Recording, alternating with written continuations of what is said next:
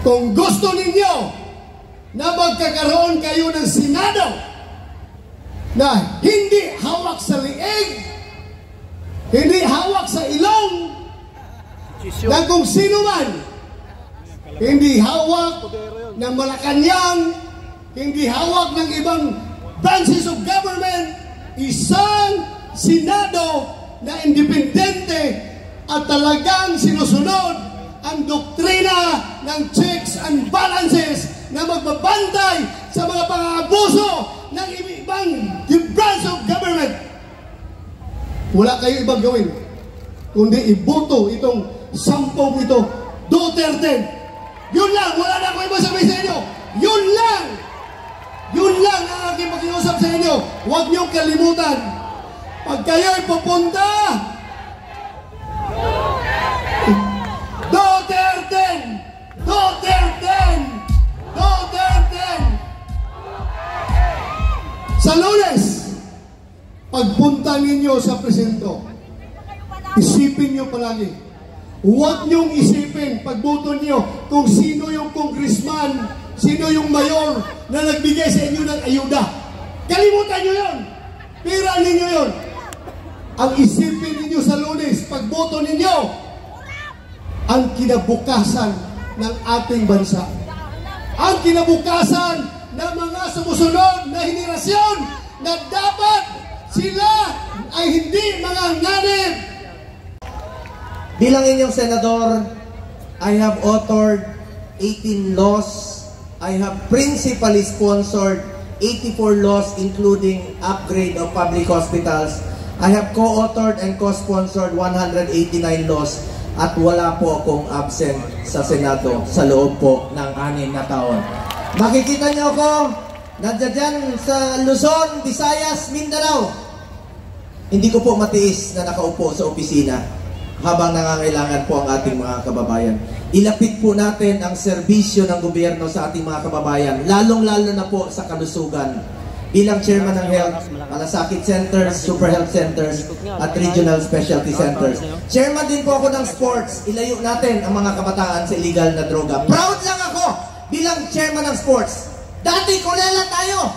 Ngayon po, nakamit natin ang first ever gold sa 2020 Tokyo Olympics at nakadalawang gold tayo sa Paris Olympics. Suportahan natin ang ating mga atleta. Chairman din po ako ng Committee on Youth sa mga kabataan. Kayo po ang kinabukasan ng bayang ito. Mag-aral po kayo ng mabuti. Edukasyon po, unahin ko rin po pagdating ng panahon. Naging prioridad po ni dating Pangulong Duterte ang education. Ang dami pong magagandang programa ni dating Pangulong Duterte. Free education, pinangako niya. Department of Migrant Workers para sa mga migrant workers. Alam nyo, ginawa po ni Pangulong Duterte ang trabaho niya para sa Pilipino. Patuloy po natin siyang ipagdasal. Patuloy po natin ipagdasal ang kanyang kalusugan, kaligtasan at kalayaan. Huwag po tayong tumigil hanggang hindi siya makauwi po dito. Ang kapanalunan po ng Duterte ay kapanalunan po ng Pilipino. Nakikiusap po ako sa inyong lahat. Duterte! Duterte! Duterte! Duterte! Bakit? Yung konting ayuda ba na ibibigay sa inyo, masisilaw na kayo? Yun na ba ang katapat na serbisyong hinahanap ng Pilipino? Yun ba yung sagot para ibangon ang kahirapan ng isang pamilyang Pilipino? Hindi po sagot yan. Salamat po. Huwag kayong pabibili, huwag kayong palilin lang. Natatakot na po sila, kinakabahan na po silang lahat ngayon. Nagtatago na lang sila sa survey. Dalawa lang daw po ang mananalo o maring 3 sa PDP laban. Hindi po totoo yan. Nagtatago sila ron, kinakabahan sila. Pinipilit nilang ibaba kami lahat sa survey. Naniniwala ba kayo sa survey? Huwag kayong pabubudol. Ang ating bansa, ang isipin ninyo, ang kinabukasan ng ating bansa, ang katarungan, wala na pong rule of law, wala na due process. Tingnan po ninyo yung ginawa nila. Tatanggalin nila ang Vice President. Walang kasalanan ng Vice President. Hindi na nila pababalikin ang Pangulong Duterte kung sila lang ang masusunod. Papayag ba kayong lahat? Walang papayag yan. Salamat po sa inyong lahat, sa inyong pagtangkilik. Salamat sa sambayan ng Pilipino na Isinuko ang ating soberanya. Nasaksihan natin lahat, pati ang mga kasamahan nating magigiting na miyembro ng pambansang pulisya na naririto ngayong gabi. Nakita natin kung paano pinagkanuno ang kapwa nating Pilipino at ginawang mistulang handog sa kamay na naglalaway na banyaga dyan sa ICC. Nanganganib ang ating demokrasya. Ibinoto, ipinahiram ng sagradong mandato at boto ng 32 milyong Pilipino. Subalit kasalukuyang pinagtatangka ang nakawin ng iilang elitistang kongresista ang posisyon ng pangalawang Pangulo. Papayag ba kayo niyan? Nakita nyo kung sino ang mga nangangailangan na magandang kinabukasan. Salamat po. Sino ang kailangan nyo? Ang mga mambubudol o ang Duterte 10? Isigaw niya! Hindi ko marinig ang likuran! Isigaw niya! Isigaw niyo ba yan? Bayaan yung marinig nila! Dahil alam ko, alam namin lahat, nangangatog na sila. Nangangatog sila dahil alam nila ang kasinungalingan nila. Sino ang sinungaling? Sino ang sinungaling? BBM! Bigyan din natin ang primary care. Ano yung primary care? Yung pagpa-check up kagad, libre. Yung gamot, libre. Ang nangyari ngayon, ayaw magpa-check up dahil mahal.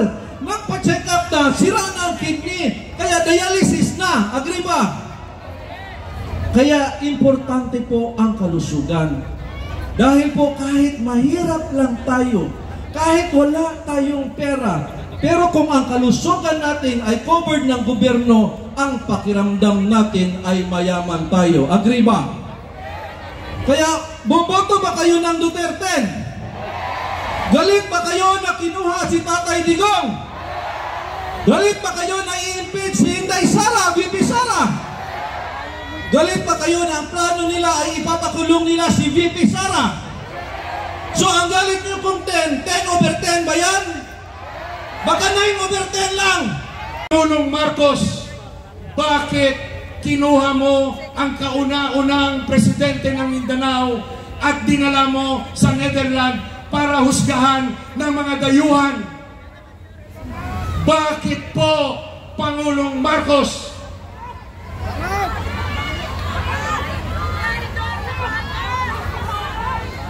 Mga kababayan kong Pilipino, Luzon, Visayas, Mindanao, Kapangayo, Bulig, Kapangayo, Tabang, humihingi ng tulong ang nag-iisang senador ng Visayas.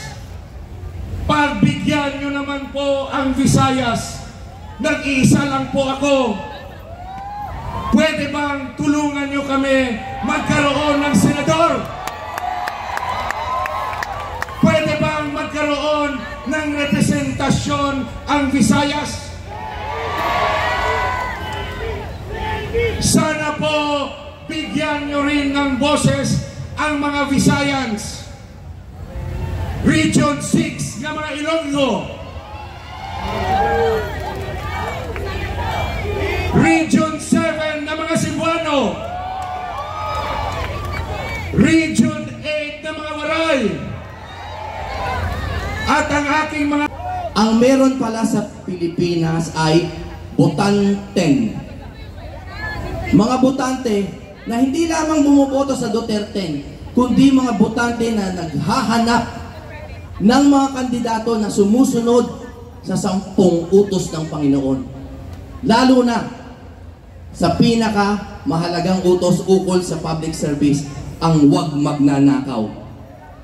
Dahil sa lahat po ng kandidato, Duterte lamang ang nangangako na hindi namin kayo nanakawan.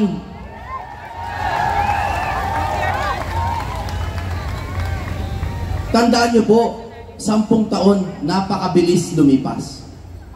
10 years ago, 2015, tumakbo ang isang alkalde ng Davao, naging Pangulo.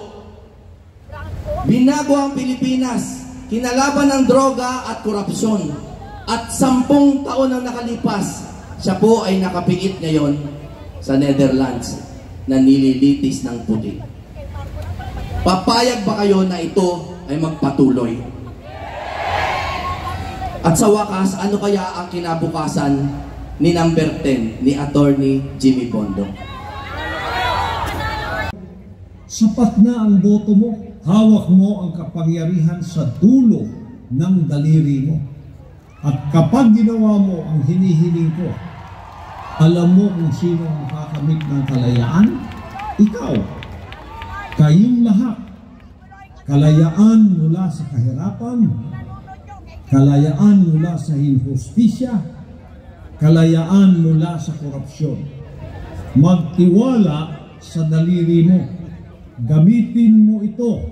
Ito ang kapangyarihan mong pumili ng isang bansang malaya ay isang bansang pwede mong may pagmalaki at bansa na pwedeng magkaroon ka ng kapayapaan. Kaya, kaibigan, kababayan, panahon na po ito para ating gamitin ang kapangyarihan ito. At ang kapangyarihan ito lamang ang magdudulot ng future para sa ating bansa. Kaya sa gabay ng ating dakilang Diyos at sa inyong mga pagtitiwala sa akin bilang maging senador ng bayan upang ayusin natin ang Pilipinas, ako po ay nangangako na hindi ako magbabago sa aking ipinangako. Ngayon, dahil walang silang may issue sa atin, ang katotohanan, gusto nilang lumala ang sitwasyon po dyan sa West Philippine Sea upang magkaroon ng transaksyon. Anong transaksyon to? Pipili tayo ng maraming armas sa ibang bansa. Pag merong transaksyon, may komisyon at kikita na naman sila dahil po dyan. Meron din silang pangako. Libre raw yung tertiary education. Ginawa na po yan ni Pangulong Duterte, di ba? Libre na po yung tertiary education. Tapos sasabihin nila, pangangalagaan daw nila yung mga overseas Filipino workers. Ginawa na rin po yan ng administrasyon. Meron na tayong Department of Migrant Workers. Pero ang hindi nila magawa, solusyonan yung mataas na presyo ng bilihin. Lalong-lalo na yung bigas. Dahil hanggang ngayon, importasyon pa rin ang gusto nila. Pag may importasyon, may transaksyon. Pag may transaksyon, may komisyon. Korupsyon po yan. At mamaya babanggitin niya ng mga ibang kandidato yung tungkol po dyan sa korupsyon. Ako po si Attorney Raul Lam